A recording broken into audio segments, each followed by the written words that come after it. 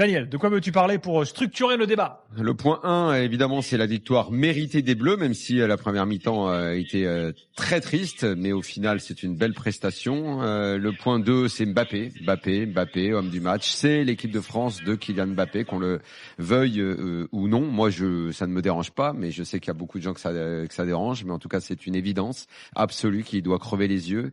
Et le point 3, je vais dire deux choses dans ce point 3. Je ne suis malgré tout pas convaincu du système à 4 devant, en tout cas pas sur ce match.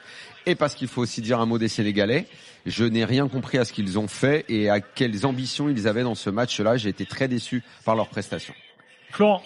Le premier point, c'est effectivement ce résultat capital et net et sans bavure, avec un match particulier parce qu'ils ont renversé toutes les stats en deuxième, les Français. Ils avaient un tir en gros en premier, ils en ont eu 8 cadrés en deuxième. Donc mérité, c'est sûr, mais il faudra retenir surtout, s'appuyer sur la deuxième. Le deuxième point, je suis assez séduit par le fait qu'Olysée était nommé homme du match, parce qu'évidemment Mbappé pour l'histoire c'est énorme, mais Olysée est vraiment le playmaker, le déclencheur, et son repositionnement, je vais sur le même point que Daniel, derrière va nous apporter tactiquement des choses intéressantes à dire sur le fait qu'il n'y a pas besoin forcément d'être 4, pas besoin du nombre. Et il faut pas hésiter à laisser le ballon d'or sur le banc en ce moment si c'est nécessaire d'avoir Olysée dans l'axe. Et le troisième point, Sénégal médiocre, très décevant par rapport aux équipes africaines qu'on a vues, je pense au Maroc et à la Côte d'Ivoire.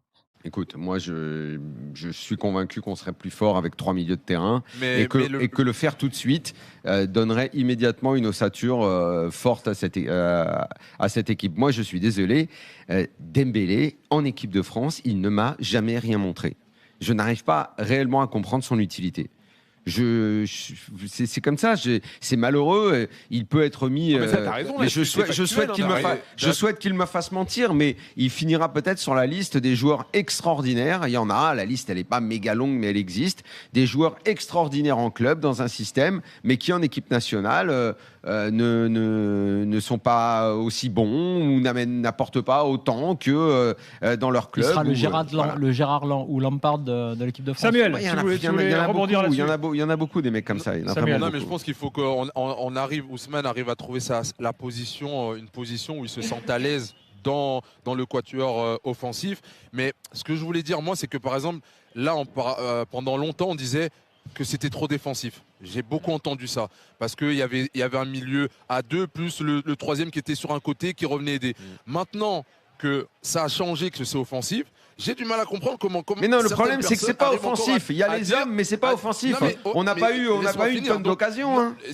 Non, mais c'est pas parce que c'est offensif que tu vas forcément avoir une tonne d'occasions. Il y a une équipe adverse en face quand même. Donc c'est pas forcément parce que t'as 3 joueurs offensifs exceptionnels devant que tu dois finir avec 10 occasions franches. Et c'est un match de football. T'as une équipe qui défend et t'as une équipe aussi qui essaye de tout faire pour pas encaisser de but. Mais pour moi, là, on a une équipe et les 3 devant, ce qu'ils sont capables de faire avec le numéro 10, pour moi, on a une chance de le faire. Et en plus, aujourd'hui, on a gagné. Vous voulez quoi de plus? On gagne, mais vous allez dire le Sénégal n'a pas été bon. Mais au final, quand on regarde la Coupe du Monde, il y a des équipes comme, je vais vous dire, l'Espagne. Ils ont une attaque, ils ont des joueurs. Ils ont réussi à gagner?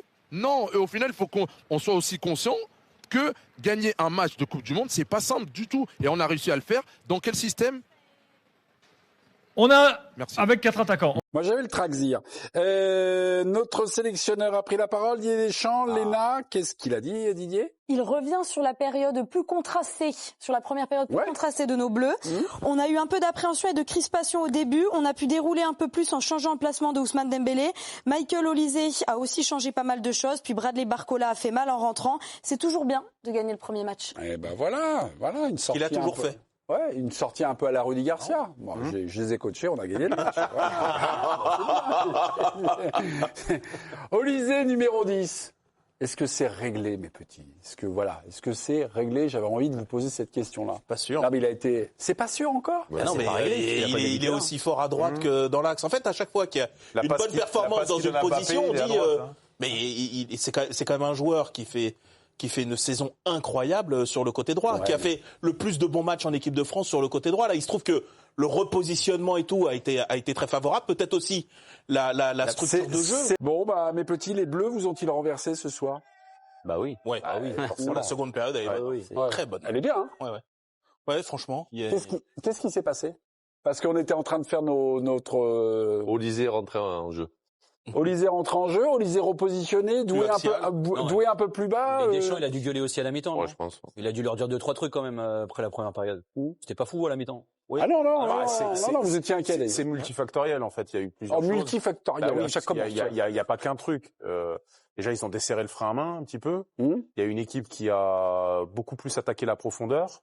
T'as une équipe du Sénégal qui quand même a énormément donné sur la première mi-temps et a chuté en début de deuxième mi-temps sur le plan physique.